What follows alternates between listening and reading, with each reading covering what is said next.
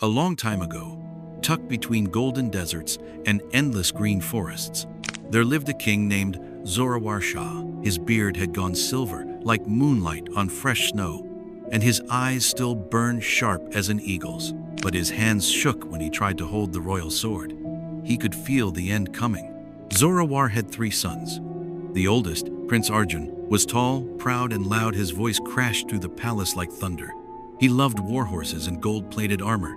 The second, Prince Vikram, was smooth as silk, always smiling, always scheming. And the youngest, Prince Ayan, was quiet, gentle, and spent more time with books and wounded birds than swords. People said he had his mother's soft eyes. One evening, Zorawar called his sons out to the marble balcony that looked out over the whole kingdom. The sky was on fire, the sun bleeding red over the horizon. "My sons," he said, voice heavy, "I'm too old to rule. Whoever brings me the most magnificent horse in the world will sit on this throne when I'm gone. You have 30 days. The whole court gasped. "A horse? Not wisdom, not bravery, a horse?" Arjun burst out laughing. "Father, I'll bring you a black stallion so fierce even the wind won't dare chase it." Vikram bowed, smiling slyly. "And I, father, will bring a horse white as the first snow on the Himalayas, so beautiful that poets will lose their words." Ayan just lowered his head and stayed silent. The next morning, Arjun and Vikram rode out with armies, chests of gold, and banners snapping in the wind. Ayan had nothing, no gold, no soldiers. He wrapped himself in his mother's old shawl, grabbed a water skin, and walked out the gates alone. The guards shook their heads.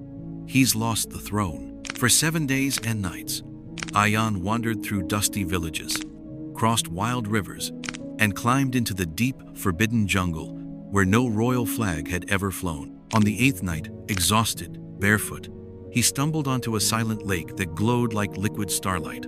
The water was blue, so blue it hurt to look at, deeper than any sapphire, deeper than midnight. And right there, in the middle of the lake, stood a horse. Not just any horse. Its coat shimmered with the same impossible blue as the lake, like a piece of sky had fallen and decided to live here. Its mane poured down like liquid stardust, and every step left sparks of silver in the air. Its eyes glowed with a gentle, steady fire. Ayan just stood there, breathless. The horse walked straight across the water, easy as walking on glass, and stopped right in front of him. "Why do you cry, child of man?"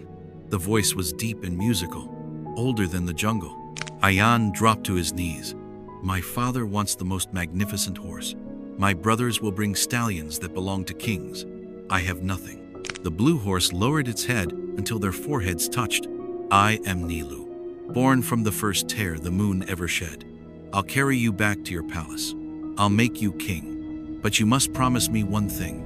"Anything," Ayan whispered. "Never tell a soul where you found me or who I am. If you ever break your word, I'll vanish forever." "I swear on my mother's soul," Ayan said. Nilu knelt. Ayan climbed onto his back, warm as summer wind.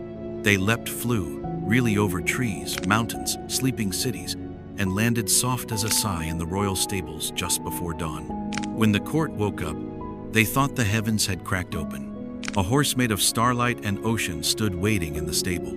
Its coat changed color with every mood, deep indigo when calm, blazing turquoise when happy.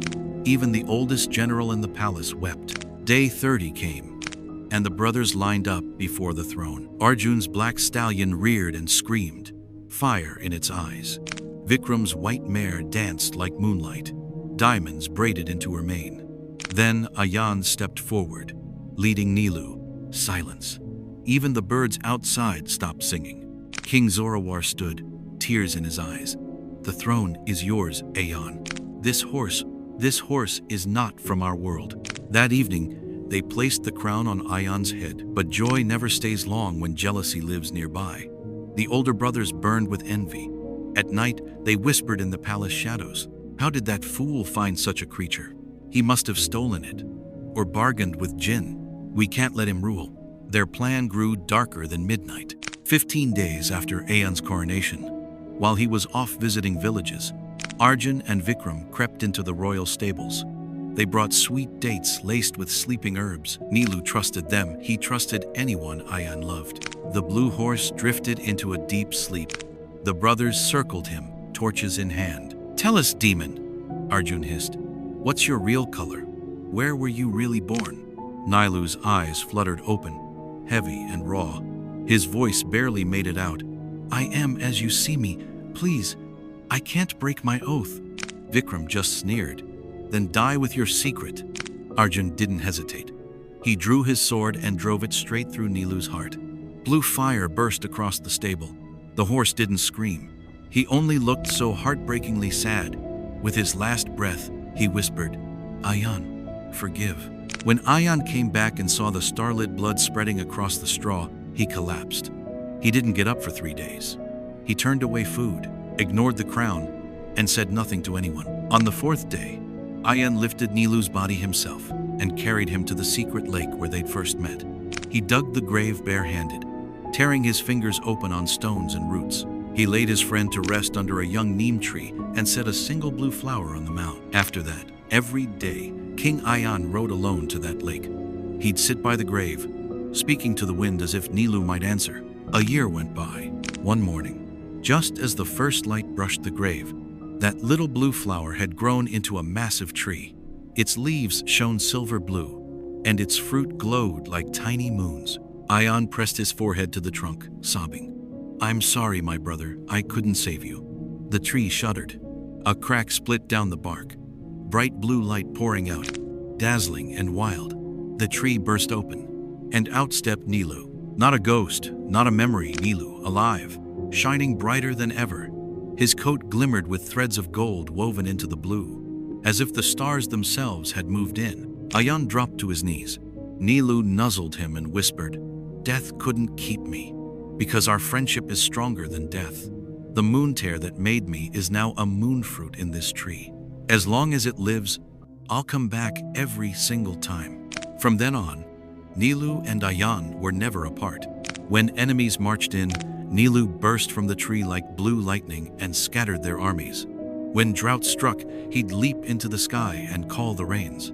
When Ayan lost his way, Nilu's eyes always brought him back. The jealous brothers tried again and again to kill the blue horse poison. Arrows, fire, dark magic. Didn't matter. The tree bloomed, split open, and Nilu strode out, every time stronger, every time brighter. Eventually, beaten and ashamed, Arjun and Vikram dropped at Ayan's feet, begging him to forgive them. And he did. That's what real kings do. Years slipped by, then decades. King Ayan led with wisdom and kindness. People called his land the place where even death gave up. And on quiet nights, if you wandered deep enough into the old jungle, you might find the hidden lake shining with starlight. The great blue tree still grows beside the water. Sometimes, if you're lucky, a horse made of moonlight gallops there, mane sparkling, waiting for his friend. Old folks still say, if your heart's pure and you truly need help, call out Nilu 3 times to the full moon. Some people swear they've seen a blue star tumble from the sky, and when it lands, it turns into a horse. He'll take you wherever you need to go. But don't forget the oath. Never ask where he comes from, because a true friend's secret is worth more than any crown. And that's the legend of the blue horse, the horse who wouldn't die, the friend who always came back, and the king who learned that real power doesn't sit on a throne. It lives in a heart that keeps its promises. What lesson do you learn from the story? Be sure to share your thoughts in the comments section. And if you like this video, then please, we request you to like and subscribe our channel, The English Modify. Thanks for watching.